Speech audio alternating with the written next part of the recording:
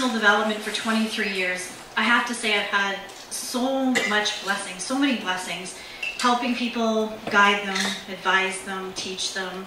And you know, it's been profound. But on the journey, as we've all realized here today with stories, I've also healed a lot of my own stories.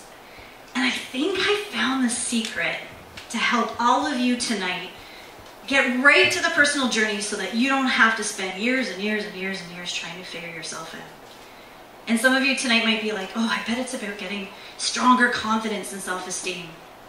Someone else might be, oh, maybe it's about how to overcome grief and heartache. And other people might be, no, it's about challenging your fears and taking risks. Well, I'm going to tell you, all those are great. But there's something that goes even deeper that if I tell you tonight, I guarantee all of you, every one of your stories will come back to. And that's self-love. Am I right? Now, it's Now, it's interesting because on my journey, I thought, oh yeah, I've got self-love down pat at 18. You know, I went through a rough patch. Yeah, 18. I went through a rough patch but at 18, I learned forgiveness. Because at 18, I learned what it was like to actually forgive the 2 abusers who sexually abused me between the ages of 7 and 10. And then, as time moved on, I was like, okay, I got this now. I got self-love. But then, unfortunately, life hits you again.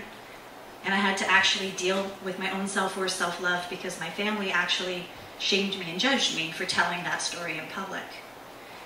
So as I was going through life learning about self-love, one of the things I realized, and many of you here I'm sure can relate, is that the same stuff keeps coming back around and around. And right when you think you've learned it, doof, it hits you again, right? So I thought to myself, oh, okay, finally, I got this down pat. This is good, I'm loving life, I'm an entrepreneur, I'm married, I have 2 kids. And then I had to go through a separation. And that was devastating because now the person that was my high school sweetheart that I'd been married to and with for 24 years didn't love me unconditionally. And unfortunately, I felt like I wasn't enough. So, with that being said, you work on yourself. And I took a lot of time to work on myself because you can't be in personal development if unfortunately you're a wreck. So I spent time building myself up, gaining my self-worth, gaining my self-love. But then the universe is like, oh, you think you have it. Doof. So then I went through things like my son having epilepsy and my dad passing away with 5 days notice. And for the first time in my life at age 40, I was now a single, self-employed mom who had to live alone and had never done that for the first time in her life. But you pick yourself up. But I think after all those things and all the journeys we have and all the stories we have, I also can save you some time tonight because I think I figured out another tip, which is the best market tool out there to help you with your self-love. Does everyone want to know what it is? Yes. Online dating. Hands down, I am not kidding you. Do you know how hard it is on your self-worth, self-love to market a product and service that is this? It's not easy. I was tested all the time.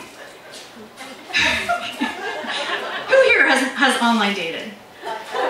God love you all. I am so with you. I'm so with you. So let me tell you, I gave it a try. And I started to date. And you know, I was like, okay, this is kind of cool. I was finding some cool matches, and I got this one guy who was a match. He was really cute. And he sent me a message, and he said, you know what? You're kind of cute. But I'll tell you something. You told me everything in your profile that you don't want. I have no idea what you do want. And then he blocked me. Self-love. He blocked me. So then I was thinking to myself, I've been marketing. I was doing sales my whole life. My business. I'm marketing me. I need to talk about my value proposition. I need to talk about my features, my advantages, my benefits.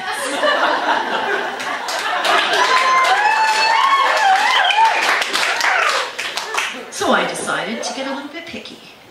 Now all my friends, they said, Angela, you're crazy. Online dating is just a meat market. This is just booty calls.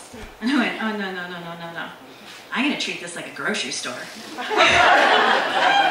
When I go into a grocery store, there are thousands of products. Now, I can pick all the junk food, no problem. I can take all the crappy stuff with pesticides and preservatives and all that shit. And I can take it home if I want, or I can read labels. I can take my time. I mean, I'm gluten-free and dairy-free in real life, so hell, might as well just be picky online as well. And then what ended up happening? I started going on some pretty cool dates. And some of those people I'm actually still friends with on social media today. So that was pretty neat. And then what ended up happening was my Tuesday nights became my red light Tuesday nights. I made up for some lost time. But see, Tuesday night worked because what happened was, as some of you may know here, if you're separated or divorced, I started getting my 2 kids week on, week off. So it'd be Friday to Friday, but the Tuesday in between, it would go, one of the kids would go with the other parents. So what happened was, when it was my week and it was Friday to Friday, my Tuesdays were free. So I thought to myself, okay, if I actually go and date on a Tuesday night, this could work, because if it's a great date, I might have another date on the weekend.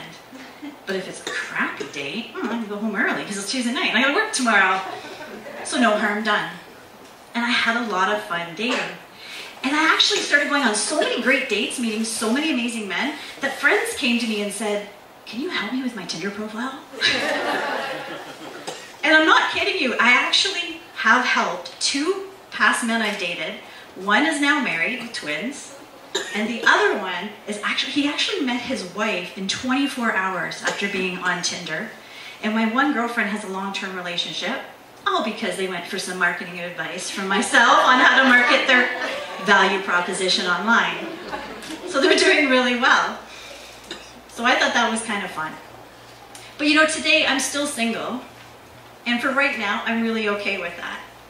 But it's funny, my daughter, she said, she's 14 now. And she said to me, Mom, why do you have to settle? Just go out, be happy, find someone. I said, oh dear, I gotta talk to you. We don't settle, not in this house. So I said to her, how fair would it be, after all the work I've done, after everything I've been through, after being with your dad for 24 years, if I've done all this work, but I find someone that's maybe only done this much work, how fair is it to him, and how fair is it to me? And when I've taken so much time, energy, and effort to build up my self-love, self-worth, why would I want to settle? So I said, I'd rather be alone. And she said, you want to be alone? And I said, no, but get this. When I'm alone, I like my time. Because when I was actually married, even before as a kid, I wasn't alone. I lived in a house that always had noise. So even if I was alone, there was a TV on, the radio on. We always had people in the house. Somebody was always chatting. And then I moved right into being married. I always had somebody in the house. So now my kids were gone to their dads. I had to be alone. It was tough at first. And then, I dated, but at the same time, I had a lot of time to myself. And I had time to think about those dates. What went wrong? What went right? And I learned a lot. I learned things like, I can set boundaries. I know how to communicate well. I've had to be vulnerable because I've had to tell my story from a place of now being an adult. I learned how to do things like reject with love. But I also learned what it was like to be rejected.